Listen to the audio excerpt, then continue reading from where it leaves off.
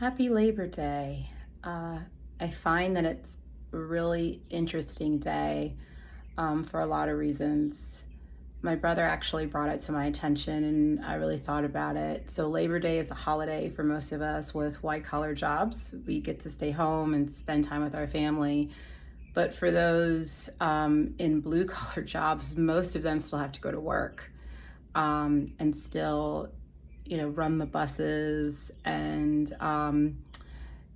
cashiers and janitors. All of those people are still probably working today. So it's a really weird holiday that doesn't really respect those in our society who are blue collar workers. But what I wanted to really chat about today was something that I've been seeing over the past couple weeks, probably the past 10 days, really ever since the demonstrations in Kenosha happened. Um, and something that I really, in my heart, had hoped and prayed wasn't going to happen, but I unfortunately suspected it might, and that was white fatigue.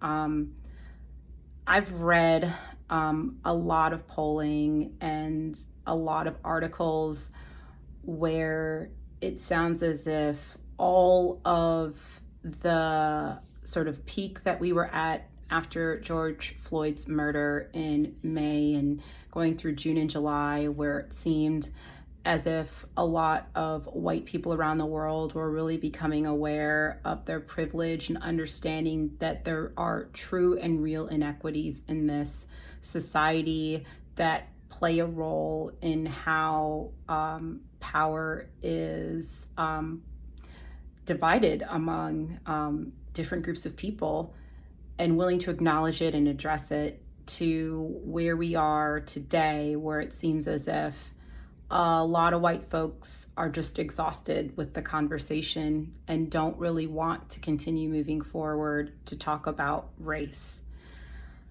Um, and that's really sad.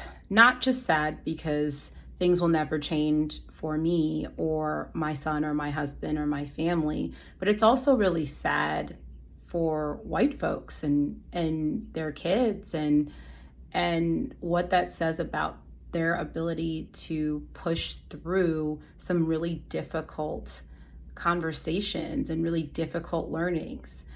Um, this was also followed up by, to reinforce that point, the current administration in the US has decided to remove the 1619 Project, or at least look into removing the 1619 Project in public school education, which, if you're not aware, the 1619 Project is a Pulitzer winning project that describes the African slave trade and its effects on society from 1619 to 2019. It was a 400-year look back, and it really gives a very authentic and true version of events that we didn't learn in school.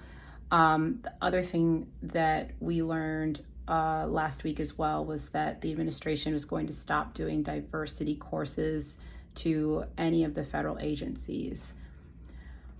All of this just is, I don't know if there's any other word but sad. I wasn't angry, I wasn't upset in terms of just visceral anger. I was just sad because I felt like we were going to a place in society where people were going to start to really look internally and see what they could do. And it seems more and more that folks don't want to do the hard work.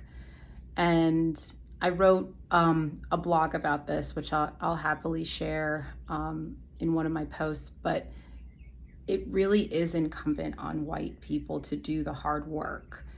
And it's not just doing it for me, it's doing it for you, and really understanding this United States experiment and how we all got here and how we all play a role in making it better. And I think it's it's something that is a level of growth that once you understand, you can really be somebody who is really proud to show their kids of the diversity that happens in a place like the United States. So I implore you to not get exhausted, um, and not just get over it.